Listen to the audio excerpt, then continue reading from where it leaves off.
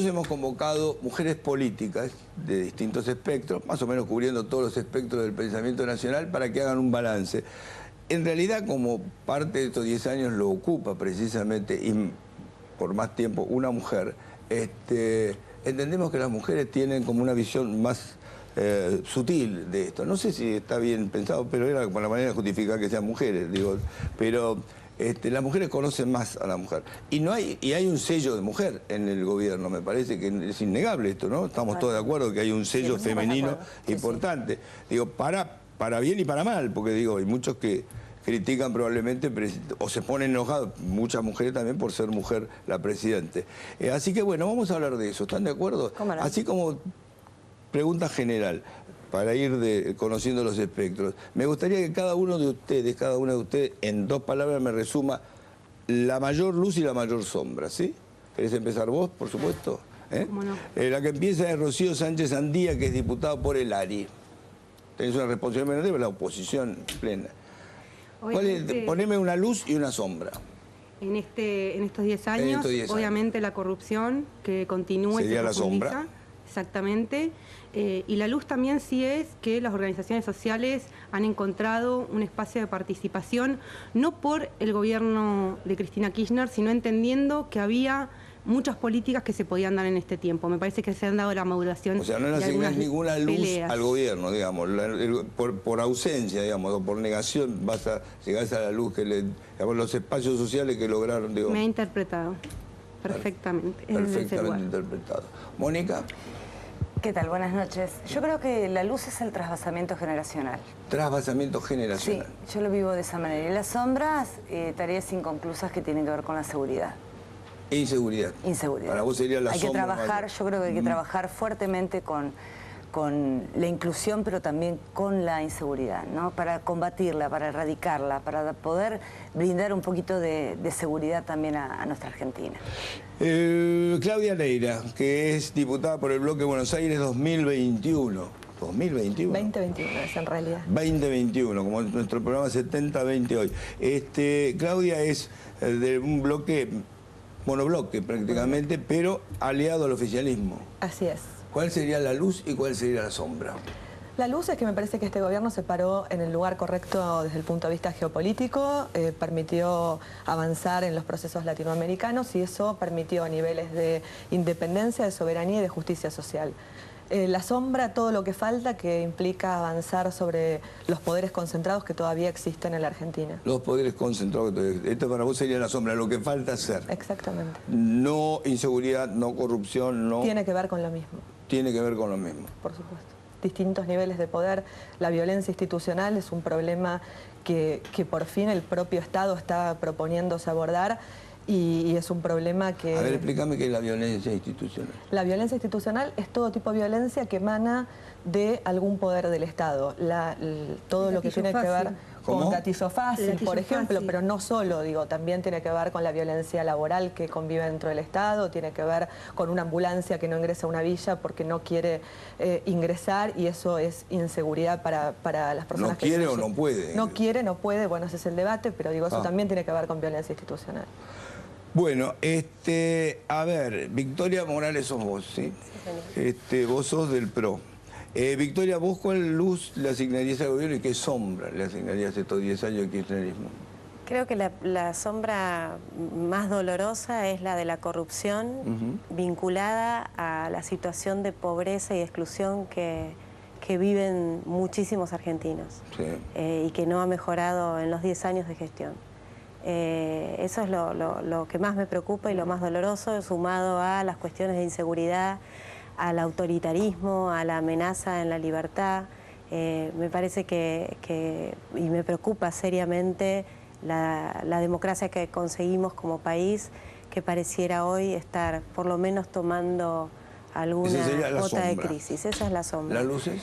Las luces es que creo que tanto Néstor como Cristina en algún momento han intentado algunas políticas sociales que han intentado mejorar un poco la condición en la que encontraron el país en el 2001, un país en el 2003 con muchísima crisis, pero que claramente con la oportunidad que tenían y con la oportunidad que tuvieron a lo largo de tantos años de gobierno, hoy ya queda completamente desdibujado. ¿Vos crees que la luz se apagó, digamos, la luz de Yo creo lo que en algún momento las asignaciones familiares, la asignación universal por hijo y ese tipo de cosas? Sí, sobre todo cuando la asignación sociales universal por hijo, por ejemplo, que fue una medida que a mí me entusiasmaba ya cuando la planteaba Lilita Carrió y otros bloques, pero me pareció interesante, pero vemos que nunca actualizaron los montos, que realmente no cumple la función que tenía que cumplir, como por ejemplo la educación, bueno, un montón de cosas que creo que es una pena que no se haya realmente comprometido con ese tipo de políticas sociales. Se acaban de actualizar, Victoria. Acaban de actualizar, pero la verdad es que se ha dormido bastante. Después entramos en los debates, los debates que ustedes quieran, pero vamos primero a conocer luces y sombras para ir definiendo más o menos de qué lado avanza cada una. Patricia Segovia es senadora por el Frente para la Victoria, senadora provincial, y luces y sombras. Las luces es la ampliación de derechos en todo sentido, desde los sociales hasta los geopolíticos, los económicos, los laborales, tener paritarias sostenidas, digamos, es algo que no se veía. En los sociales, como recién decía la colega, se han actualizado y no por única vez, sino varias veces todas las asignaciones sociales y familiares, y no solamente las que son para aquellos que no tienen trabajo.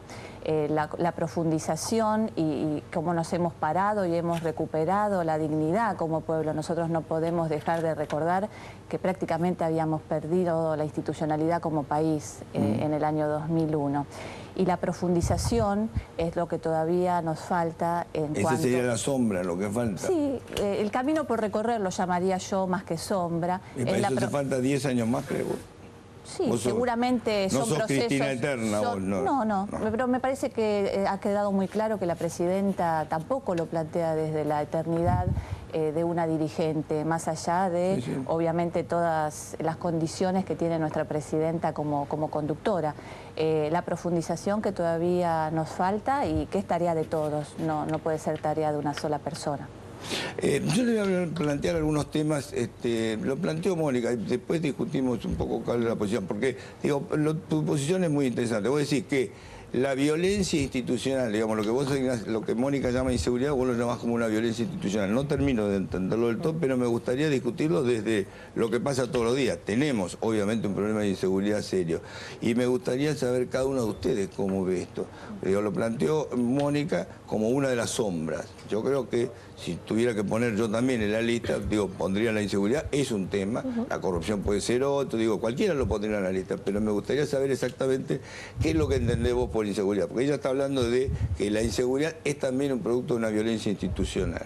Me gustaría saber vos, Mónica, qué es lo que ves como en realidad lo que vemos todos los días, en realidad es lo que sucede en todos los barrios permanentemente, por lo menos en lo que uno conoce que es la provincia de Buenos Aires.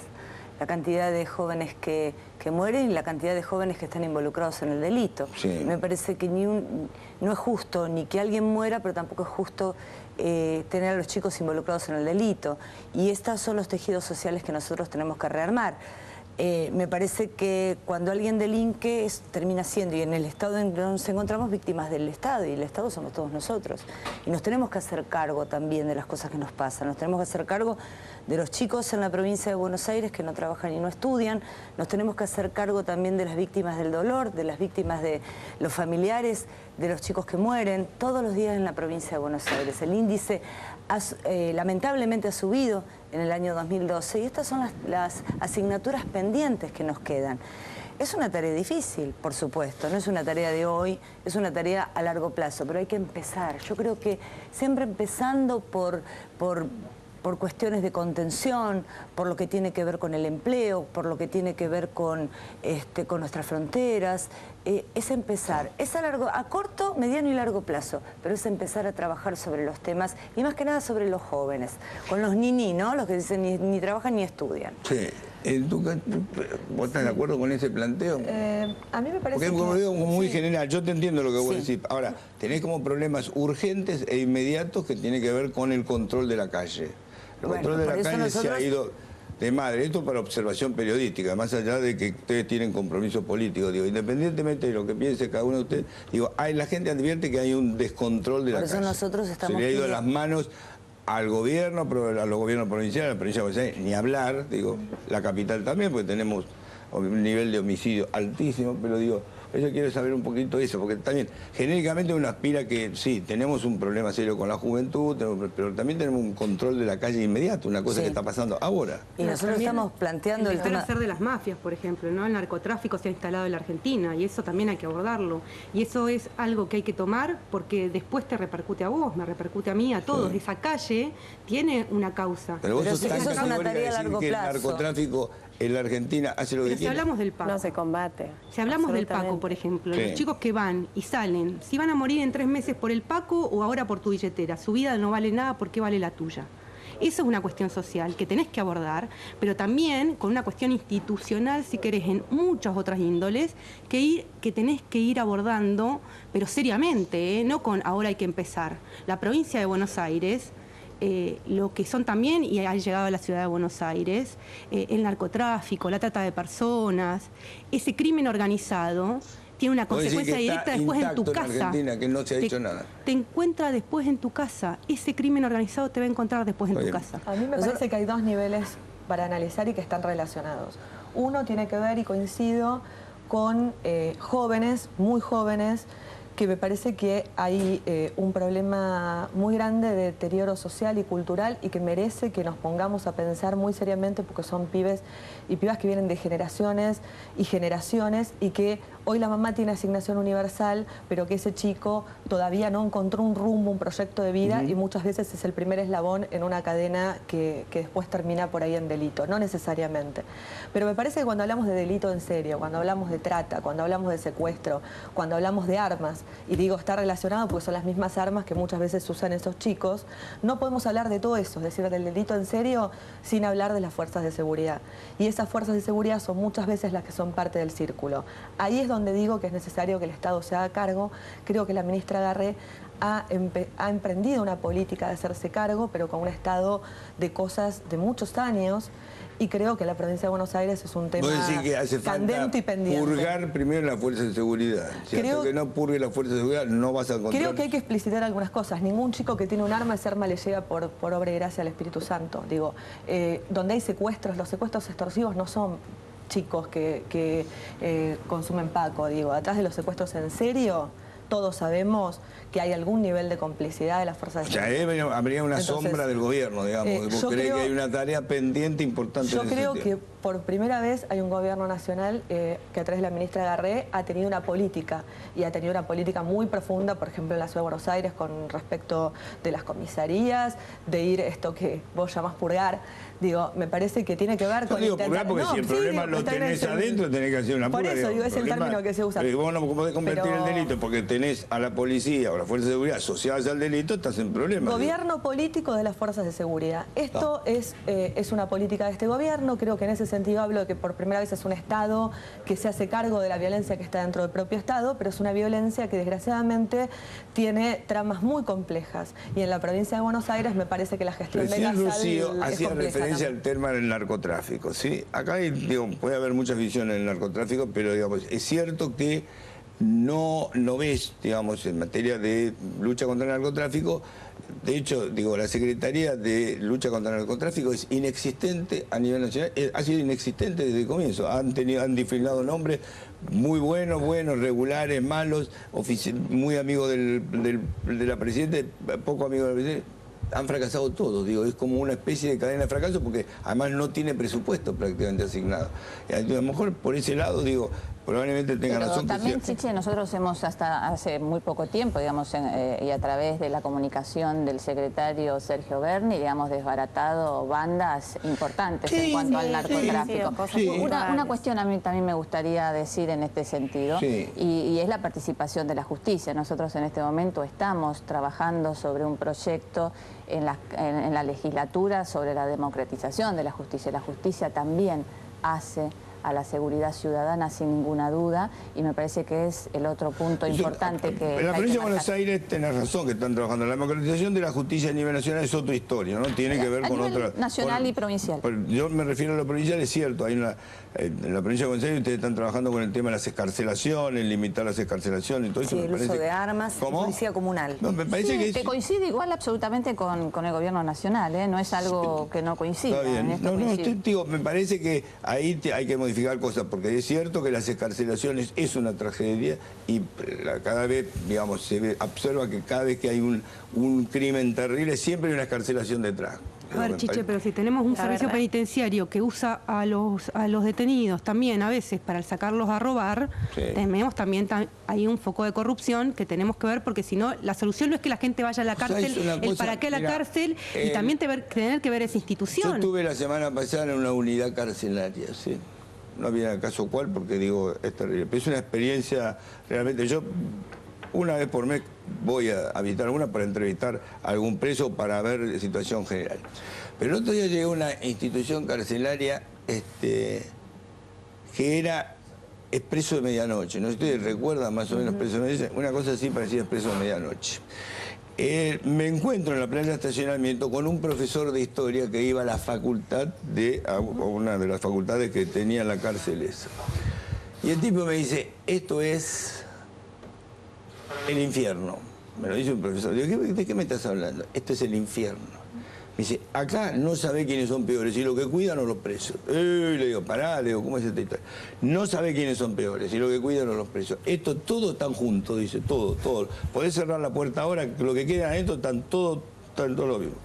Me impresionó que lo diga un profesor, es que un tipo que trabaja ahí en la estructura. Me dijo, ¿podés decir mi nombre? Yo no tengo ningún problema.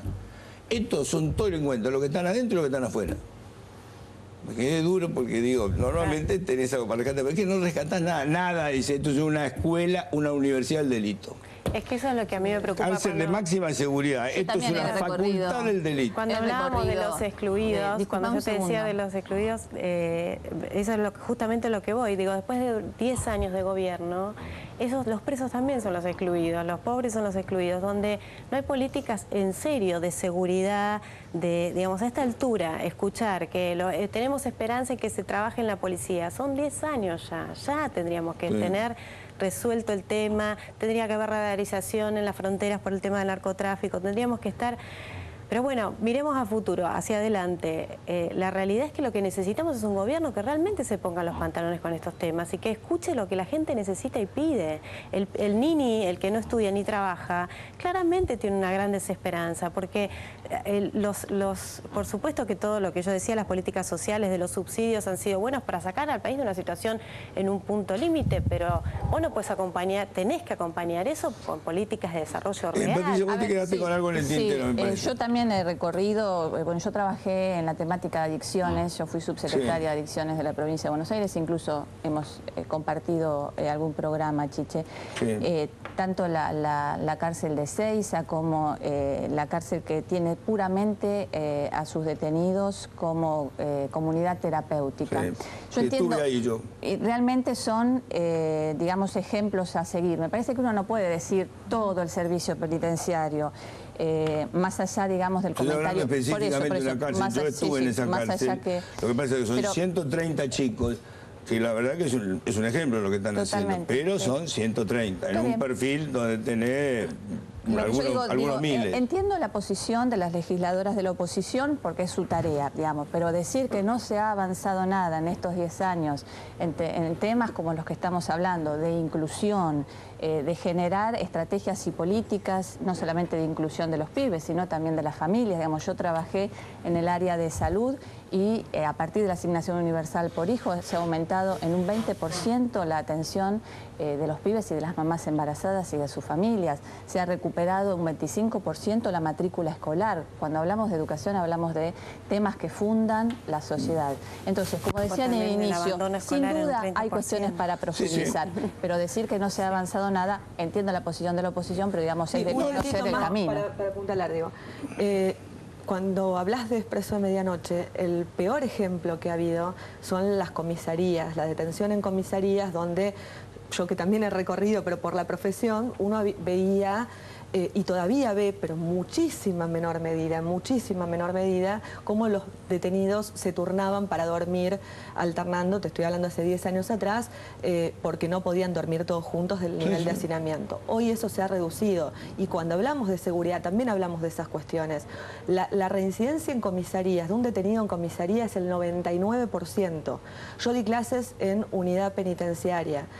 La reincidencia de los detenidos que estudian es menor. Es el 3%. Sí. Entonces no es solamente cárcel, es también otra inclusión que se puede dar a través de un sistema penitenciario que va a llevar años reconstruir, que yo coincido que deja mucho que desear. No me extraña, pero me parece que todo esto tiene matices. Me parece que no hacemos bien ni de un lado ni del otro si en lugar de reflexionar y pensar que, bueno, por ahí hay cosas que no están... Uno extrema las posiciones tanto, porque en la discusión me parece que ayuda, digo, a fijar posiciones. Yo cuando te cuento de esta cárcel me impresionó porque es una cárcel de máxima seguridad, donde un tipo de adentro, que es profesor como vos, el tipo dice, esto es el infierno, esto es el preso de medianoche, esto es una universidad del delito.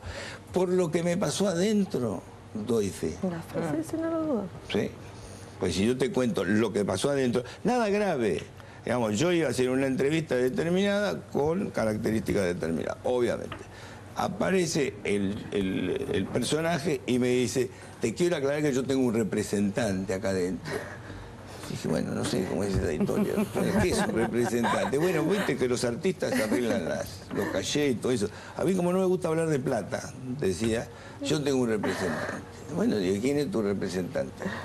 Bueno, ahora yo salgo y va a venir mi representante. En efecto, 10 minutos después, estamos hablando de que estábamos en un lugar, no es fácil, una sala de abogados de una cárcel no es fácil. A los 10 minutos viene un señor que se presenta, yo soy el representante de Ah, ¿qué tal? Mucho gusto, ¿cómo estás? Bueno, dice yo, ¿de dónde lo conoce? Bueno, dice yo tengo una condena de 20 años, pero que, bueno, participó de un asalto donde murieron 3 personas, 2 policías y uno de los ladrones, el asalto al blindado que iba a San Nicolás, ¿te acordás del Banco de la Provincia? Un asalto terrorífico. Sí. El policía que entregó estaba también preso ahí, estaba dando vueltas por ahí, una cosa. Bueno, entonces yo vengo a arreglar el caché de fulano. Digo, esto delante de todos los prefectos, todo, no es que era una cosa. Yo dije, bueno, esto ya está, listo, está el cartón lleno. No porque me pareciera mal que él tuviera una demanda de tipo económica, o incluso pidió cosas para el pabellón. Digo, me pareció, digo, esto es un desquicio, ya digo, bueno, cualquiera me pareció raro, ¿viste? Por eso digo, avalo lo que decía el profesor de historia, nunca me pasó. Pero donde además se tenían que negociar, digo, una cosa totalmente enloquecida. Pero bueno, esta es una experiencia, lo puedo contar risueñamente porque te digo que no era inquietante estar ahí, porque digo, esto termina en cualquier cosa, digo, pero bueno, terminó bien, no pasó nada grave. Igual no es un tinte opositor. ¿Cómo? Cuando nosotros hacemos un análisis de este tipo sobre el servicio penitenciario o sobre la función de la policía o la seguridad misma, no es solamente un tinte opositor, ¿no? Hacer una reflexión igual, por ejemplo, sobre la policía bonaerense, cuando hablamos de esa maldita policía, que mucho no cambió, no es un tinte opositor, es reflexionar sobre una realidad. Cuando hablamos que la policía metropolitana hoy actúa reprimiendo en la ciudad de Buenos Aires constantemente, es un análisis político que tenemos que hacer para mejorar eso.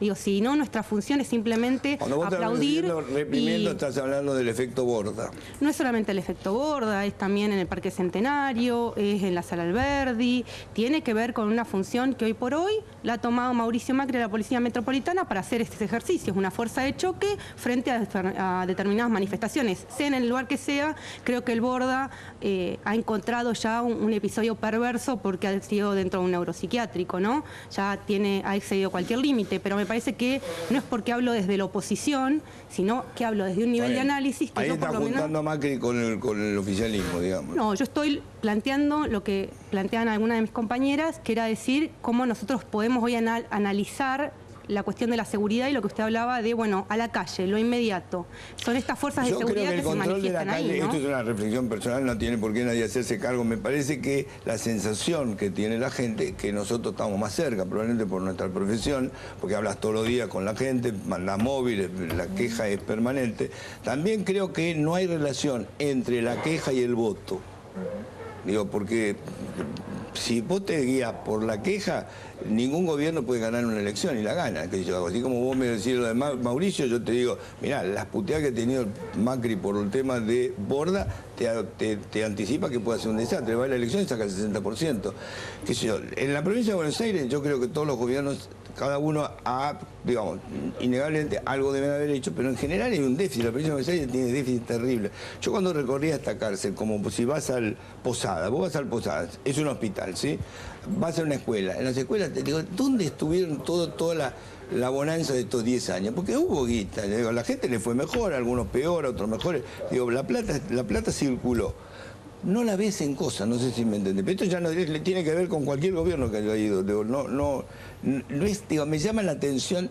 Vos vas a la cárcel esta y la cárcel esta no respira recuperación. ¿Está claro? O sea, te dicen los propios, ves, los vidrios rotos, las paredes sucias. Si vos ves la mesa en la que los abogados tienen que hablar con sus presos, es una mesa de convento de San Francisco de Asís. Una cosa deleznable, hecho con madera a clavo puro. Te digo que es una imagen deplorable. Ahí los abogados conversan con... También reconozco que hay una cárcel que está ahí cerca de La Plata, que es una maravilla, donde estaban los firmes en Centro Vital, y era una cárcel modelo donde me gustaría, si me tienen que llevar preso, lléveme ahí, digo, porque la verdad que estaban fantásticos. Pero fíjate que hay contrastes muy grandes. Pues yo digo, pero esto que ustedes me relatan no tiene relación con el voto.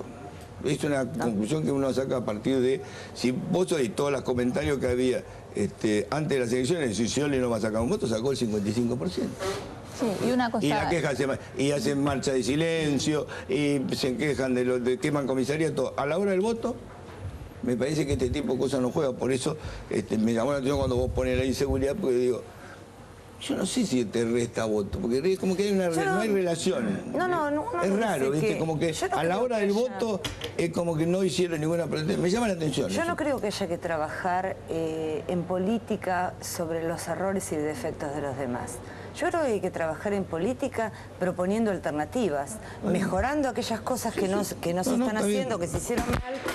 Y la posibilidad que tenemos todos de colaborar, sí, no de empezar a poner palos en la rueda, porque... No tiren las cosas, por favor, porque nosotros estamos tratando bien. En realidad nosotros vivimos en esta provincia, mal haríamos relatar una realidad y además también tratar de construir sobre esa realidad cosas, efectos mejores para con la gente, no es estar en oposición, es colaborar. Nosotros estamos para colaborar. La política es un servicio. Pero quiero que me entiendan lo siguiente. Hay algo que ustedes van a estar de acuerdo conmigo.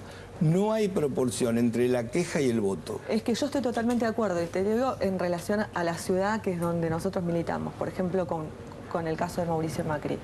La verdad es que yo estoy segura que nosotros tenemos miles de críticas y podemos criticar cada una de las áreas de gestión, pero estoy segura que si en el 2015 gana otra opción, que creo que va a ganar porque creo que se está en esa línea, no va a ser por las críticas, va a ser porque se haya podido construir una política de reemplazo, porque el vecino o la vecina de la Ciudad de Buenos Aires vea que hay una política alternativa a la de Macri que se funda en construir soluciones, en construir gestión a partir de esas críticas. No va a votar por lo del Borda.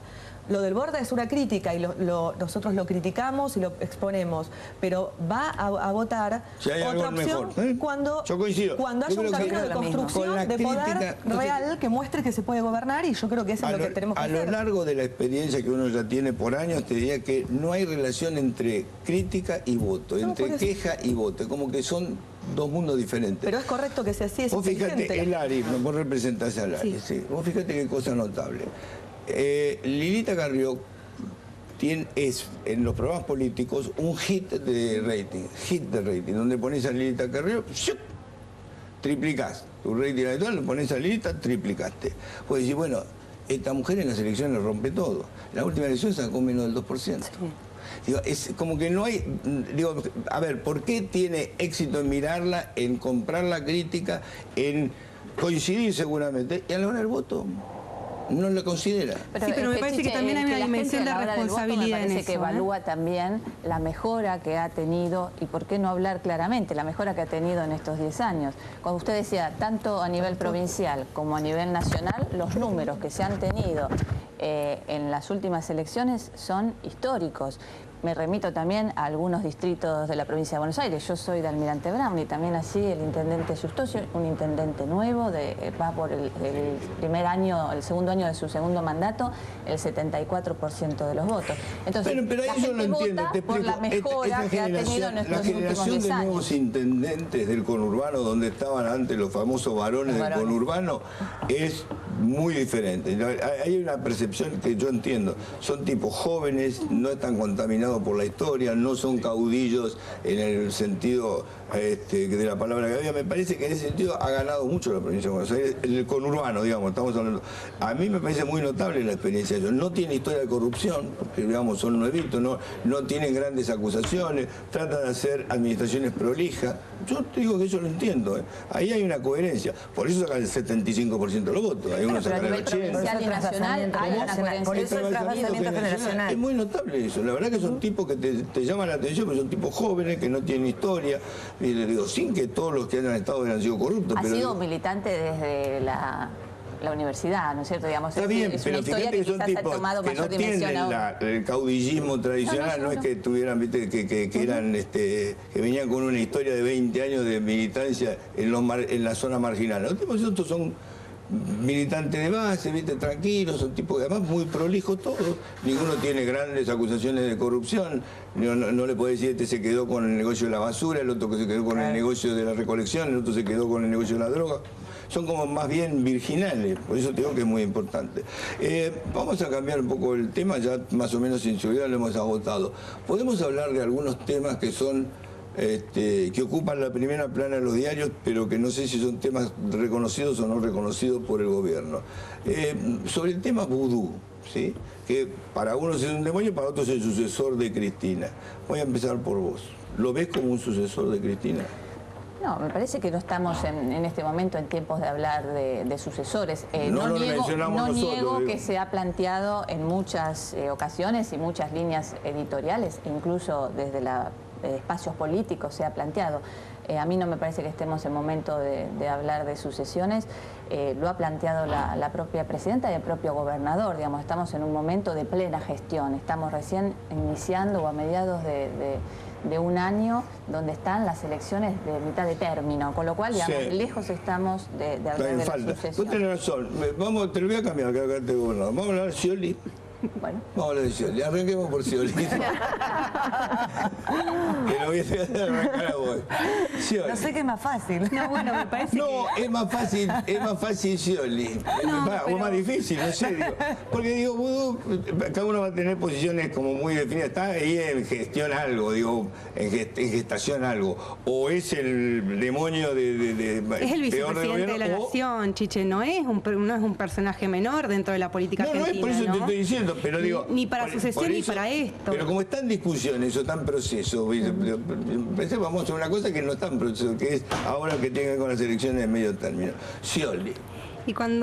Y para retomar también algo que decíamos antes, tanto la figura como de vudú, porque la quiero seguir tomando, y la de Scioli, son personas también dentro de un espacio político que uno tiene la responsabilidad de plantear ciertas cuestiones. Daniel Scioli hoy por hoy sigue ejerciendo y sigue trabajando en una provincia, allá como lo hacían en el puro menemismo, y no ha cambiado esa dirección. ¿Por qué no ha cambiado? Porque seguimos hablando de narcotráfico, porque hablamos de juego, porque hablamos de negocios, por ejemplo, como es de la basura, que debería ser un servicio público y es un negocio dentro de la provincia.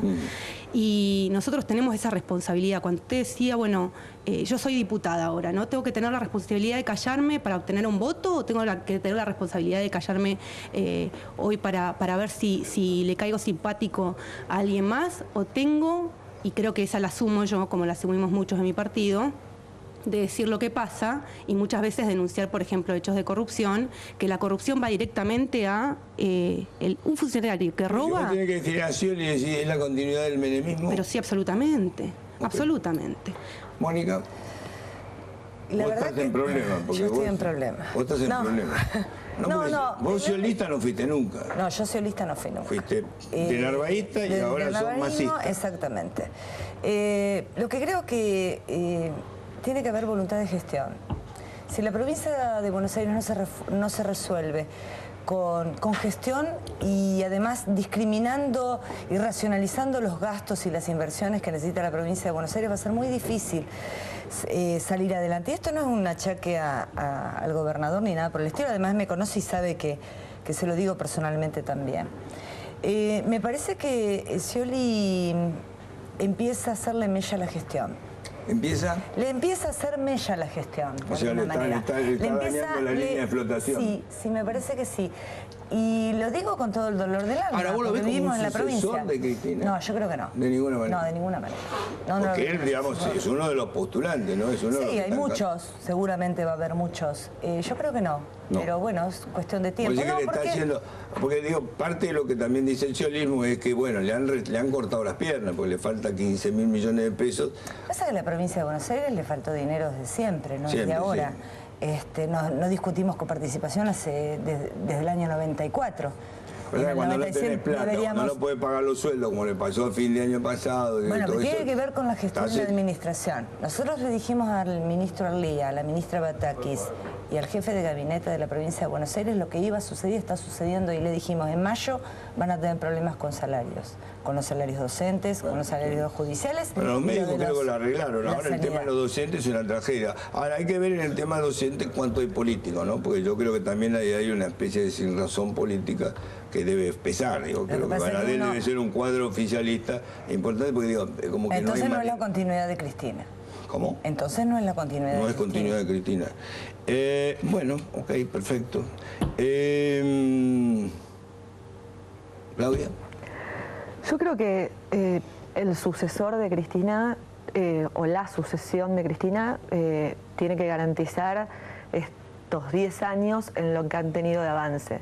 Que nosotros lo leemos en realidad no a partir del 2003, sino del 2001. No, estoy hablando de Scioli. No, pero digo, me parece que tiene que ver, digo, me parece que Scioli hoy no expresa, para hablarlo con todas las letras, me parece que Scioli hoy no expresa el mismo proyecto político nacional. Directamente vos crees que no es cristinista, no es kirchnerista. No, creo que no expresa el mismo proyecto político. Y creo que en tanto y en cuanto no expresa el mismo proyecto político, no puede o no va a ser la sucesión natural. Puede llegar a serlo, pero digo, no en términos de continuidad. Él se ha encargado siempre de decir, yo soy el proyecto político. No saqué los pies del plato, digo, lo que dice Daniel, pero digo, vos no coincidís con eso. Para vos no es kirchnerismo. No, yo creo que puede ser kirchnerismo en términos orgánicos, y lo es, porque es verdad, no es que sea inorgánico ni que saque los pies del plato.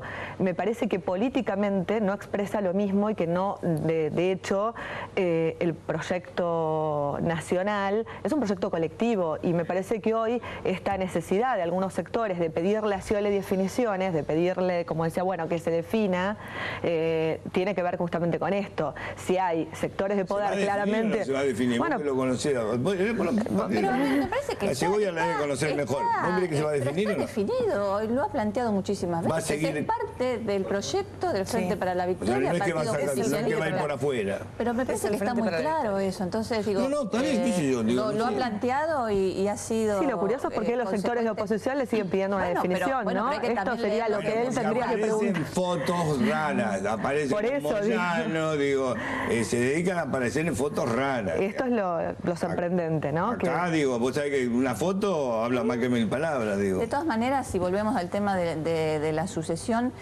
vuelvo a decir lo que decía en relación a Vudú, me parece que no estamos en ese tiempo. El 25 hubo una plaza llena, sí, donde me parece que lo que se expresó es algo importante. La sucesión debe ser el pueblo que ha tomado las luces que se han ganado en estos 10 años, en esta década ganada, y que toma también la profundización que queda por hacer.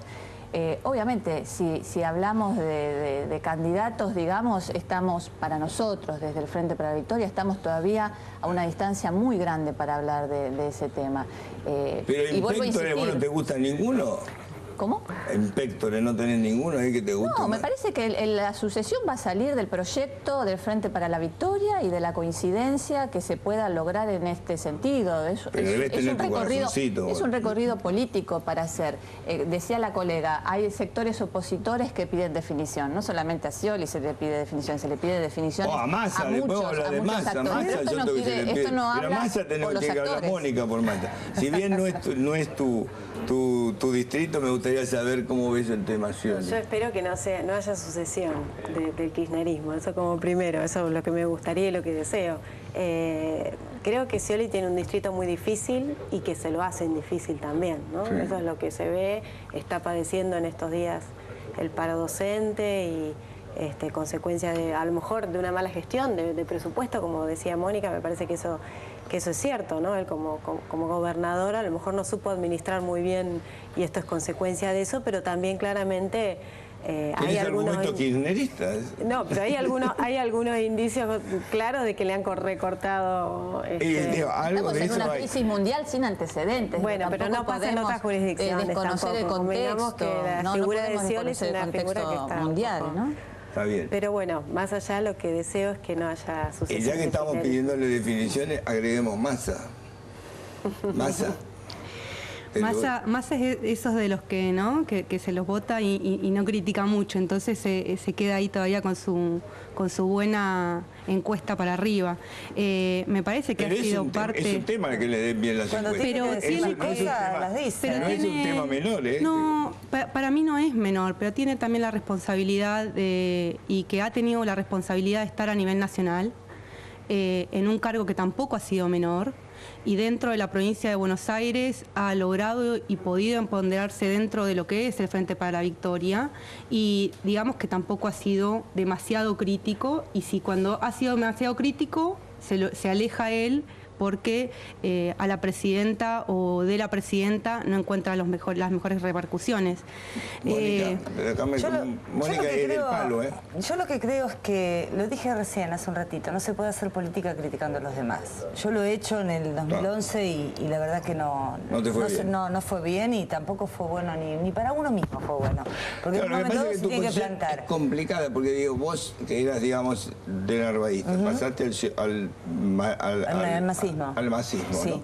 En el fondo no sos kirchnerista, digamos, es como un cuadro, vos no sos nada kirchnerista. Yo no soy kirchnerista. Es como movimentista, ¿no? Es una cosa rara. Yo soy peronista. ¿No? Vos sos peronista de afiliación. Yo soy peronista de afiliada al peronismo. Sos como de Narváez, que es peronista. Pero no, yo soy peronista no prestada. A de Narváez yo no lo creo. Yo soy peronista. No, soy prestada. No me das peronista. Yo sí soy peronista hace muchos años. No, bueno, vos probablemente tengas historia por tu marido también. Sí, también. Alberto. Mi papá fue fotógrafo de Perón también en su momento, cuando regresó Perón a la patria. Sí. Así que hay antecedentes del peronismo desde otro lugar. O sea que tenés, digamos, resistirías un análisis de sangre, digamos. Por supuesto. Perfecto. Por supuesto. No hay problema.